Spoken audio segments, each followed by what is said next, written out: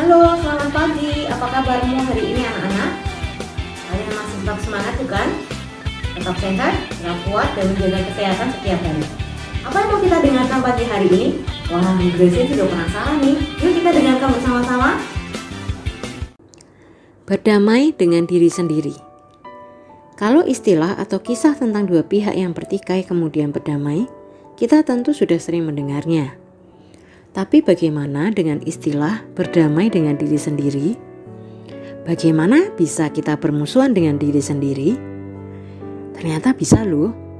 Pernah nggak kalian merasa tidak nyaman dengan keadaan kalian? Merasa kurang dibandingkan dengan orang lain atau sering menyalahkan diri sendiri? Kalau sudah begitu, pastilah kita merasa tidak ada kedamaian. Nah, itu adalah tanda bahwa kalian harus berdamai dengan diri sendiri. Apa sih berdamai dengan diri sendiri? Yuk kita dengarkan cerita berikut ini. Si hitam datang, kata Cindy tertawa mengejek. Biarin, balas Vena mencibirkan bibirnya sambil terus berjalan masuk ke kelas. Ia kemudian segera duduk di kursinya, seolah tidak peduli dengan Cindy dan teman-temannya yang tertawa cekikikan mengejeknya. Vena menghela napas. Benarkah dia tidak peduli? Kulitnya memang kecoklatan. Dari antara adik-adiknya di rumah, ia juga yang paling legam sendiri. Dari kecil, ia sudah kenyang dengan segala julukan jelek akibat kulitnya yang coklat itu. Si hitam lah, si itik buruk rupa, atau kadang-kadang malah lebih kejam lagi, si gosong. Apa boleh buat? Apa yang bisa dilakukan terhadap kulitnya? Terkadang Vena mengeluh juga kepada Tuhan. Kenapa Tuhan harus menjadikannya berkulit coklat? Apalagi sejak kecil Vena suka sekali kegiatan-kegiatan di luar rumah. Daripada main boneka di rumah, ia lebih suka berlari-lari di lapangan rumput.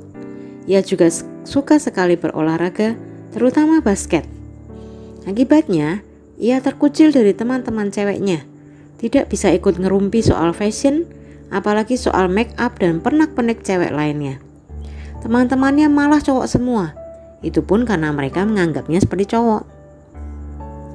Aduh, malangnya aku, keluhnya dalam hati. Lamunannya dibuyarkan oleh ibu guru yang memberikan pengumuman.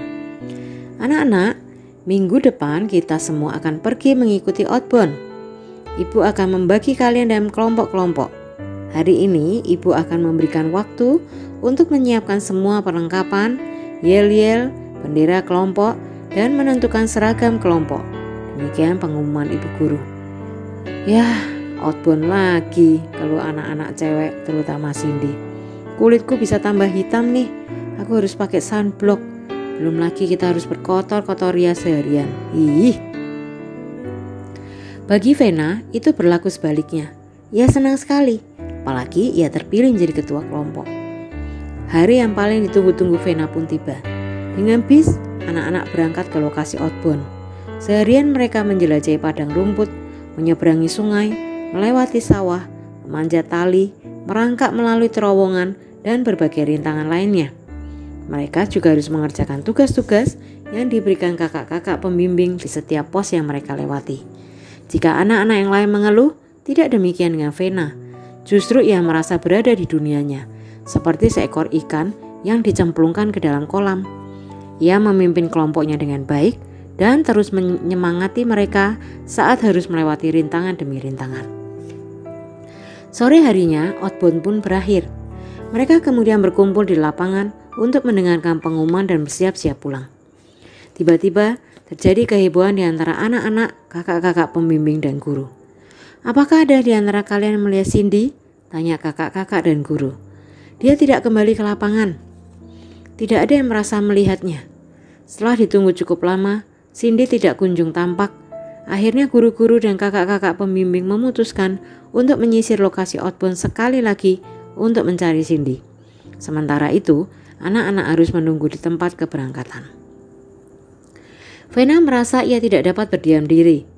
Diam-diam ia menyelinap di antara anak-anak yang lain.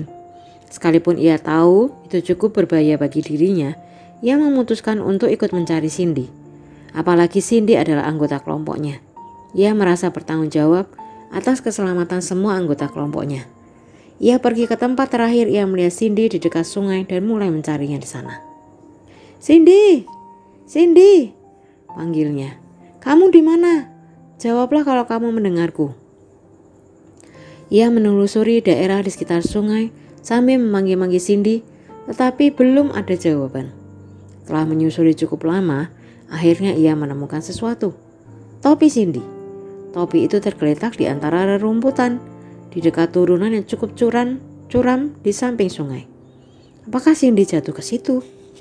"Cindy, Cindy, apakah kamu ada di sana?" Ia mendengar suara Cindy dari dasar turunan itu, sekalipun hanya berupa erangan. Meski demikian, Vena tidak bisa melihatnya. Ia melihat ke sekeliling, ia tidak melihat kakak pembimbing dan guru yang bisa dimintai tolong. Butuh waktu lama jika ia harus kembali ke lapangan untuk memberitahukan posisi Cindy. Apalagi dari suaranya, sepertinya Cindy terluka.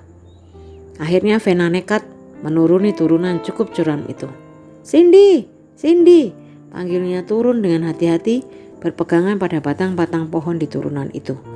"Ya, aku di sini," rintih Cindy dari dasar turunan. "Tolong aku." Vena dapat melihat Cindy. Ia duduk di tanah di atas dasar turunan itu, bersandar di sebuah pohon. "Kamu tidak apa-apa?" "Ya, aku tidak apa-apa. Tadi aku tidak duduk dan beristirahat sejenak di samping sungai. Tapi aku tergelincir dan jatuh ke turunan ini. Aku sudah berusaha berteriak minta tolong, tapi tidak ada yang mendengar. Kurasa kakiku terkilir," kata Cindy sambil merintih, memegangi kakinya yang terasa sakit. Tubuh dan pakaiannya kotor oleh karena tanah. Siku dan lututnya lecet-lecet. "Apakah kamu bisa berdiri?" tanya Vena. "Sudah ku coba, tidak bisa. Rasanya sakit sekali," kata Cindy menggigit bibir menahan nyeri. "Ayo ku bantu." Ia kemudian membantu Cindy berdiri dan menopang Cindy di bahunya. Turunan tempat Vena turun tadi terlalu curam. Mereka tidak akan bisa menaikinya. Vena memutuskan untuk mencari jalan lain yang lebih landai supaya mereka bisa kembali ke sungai. Setelah beberapa lama, mereka bisa juga naik. Hanya saja, di hadapan mereka ada celah yang cukup lebar, kira-kira 1,5 meter lebarnya. "Tidak mungkin kamu bisa melewati celah ini," kata Vena. "Kurasa aku harus menggendongmu melompati celah ini. Ayo naik ke punggungku." "Apa? Kamu menggendongku melompati celah ini? Memangnya kamu bisa?" kata Cindy ragu. "Aku nggak terpikir cara lain. Ayolah, hari sudah semakin gelap," kata Vena. Cindy akhirnya berpegangan pada pundak Vena kuat-kuat. "Tuhan, tolonglah kami," bisik Vena. Ia mengambil ancang-ancang dan ya, berhasil. Mereka sampai ke seberang dengan selamat. "Wah, kamu betul-betul hebat," puji Cindy. Turun dari punggung Vena. "Kukira kita berdua akan jatuh ke dalamnya."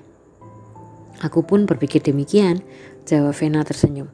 "Ayo, kita masih harus terus." Vena pun kembali menopang Cindy di bahunya dan melanjutkan perjalanan mereka. "Vena," kata Cindy, "kurasa aku harus mengatakan sesuatu padamu." "Apa?"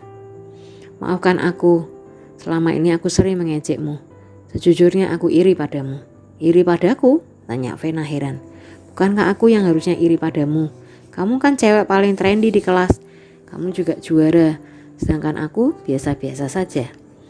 Enggak Vena. Dari kecil aku anak yang cengeng, manja dan penakut. Tubuhku juga lemah. Aku sering keluar masuk rumah sakit. Untuk menutupinya, aku berusaha tampil trendy dan jadi juara di sekolah. Aku iri padamu. Kamu bisa olahraga, banyak teman, dan menjadi seorang pemimpin yang baik. Aku ingin sepertimu, berani, kuat, dan tegar. Tapi aku tidak bisa." "Kata siapa kamu tidak bisa?" kata Vena tersenyum. "Kamu berpikir aku bisa?" tanya Cindy. "Mengapa tidak? Ajari aku Vena," kata Cindy tersenyum. "Boleh, tapi ada syaratnya. Ajari aku trendy sepertimu ya." Mereka berdua pun tertawa. Dari kejauhan mereka melihat lapangan tempat mereka berkumpul. Mereka melihat guru dan kakak pembimbing menghampiri mereka, teman semua bertepuk tangan. Dalam hatinya Vena berdoa, "Tuhan, maafkan aku kalau aku selama ini tidak bersyukur atas kelebihan-kelebihan yang sudah Kau berikan padaku. Sebaliknya, aku selalu saja mengomel berkeluh kesah terhadap apa yang aku tidak miliki. Aku akan berjanji bahwa aku akan menerima diriku apa adanya. Rumput tetangga selalu lebih hijau, demikian kata pepatah. Seringkali kita tidak mengucap syukur atas kelebihan-kelebihan yang sudah Tuhan beri kepada kita. Sebaliknya, kita terlalu sibuk mengeluh kepada Tuhan tentang apa yang tidak kita miliki. Padahal, setiap kita diciptakan dengan kelebihan dan kekurangan masing-masing. Mengapa demikian? Kita diberi Tuhan kelebihan supaya kita memuliakan Dia dan bersyukur kepadanya. Tetapi kita juga dibiarkan memiliki kekurangan supaya kita tidak memegahkan diri dan berkata, "Aku tidak memerlukanmu." Pengkhotbah 30 ayat 7-9. Segala kekurangan dan kelebihan kita itulah yang menjadikan kita sebagai kita. Satu hal yang perlu kita camkan baik-baik, Tuhan menciptakan kita masing-masing secara istimewa. Mazmur 139 ayat 13-14 berkata, "Sebab Engkaulah yang membentuk buah pinggangku, menenun aku dalam kandungan ibuku. Aku bersyukur kepadamu oleh karena kejadianku dahsyat dan ajaib. Ajaib apa yang kau buat, dan jiwaku benar-benar menyadarinya." Tuhanlah yang membentuk kita dengan tangannya sendiri. God created us special. Kita berbeda dengan orang lain. Tidak ada seorang pun yang sama dengan kita. Lebih luar biasa lagi, Yesaya 43 ayat 4 berkata, "Oleh karena engkau berharga di mataku dan mulia, dan aku ini mengasihi engkau, maka aku memberikan manusia sebagai gantimu, dan bangsa-bangsa sebagai ganti nyawamu." Begitu berharganya masing-masing kita di mata Tuhan, sehingga Kristus rela mati untuk kita. Ia yang tidak menyayangkan anaknya sendiri, tetapi yang menyerahkannya bagi kita semua. Bagaimana mungkin ia tidak mengaruniakan segalanya kepada kita bersama-sama dengan Dia? Roma 8 ayat 32. Mulai sekarang, bersyukurlah kepada Tuhan atas dirimu, atas kelebihan-kelebihan dan kekurangan-kekuranganmu. Terimalah dirimu apa adanya. Dengan demikian, kamu akan bisa berdamai dengan dirimu sendiri. Diambil dari Masa Kecil Majalah Berita GKMI, Maret 2010. Demikian cerita kita pada pagi hari ini. Tetap semangat, jaga kesehatan. Satu hari nanti kita akan bertemu lagi di gereja. Tuhan Yesus memberkati.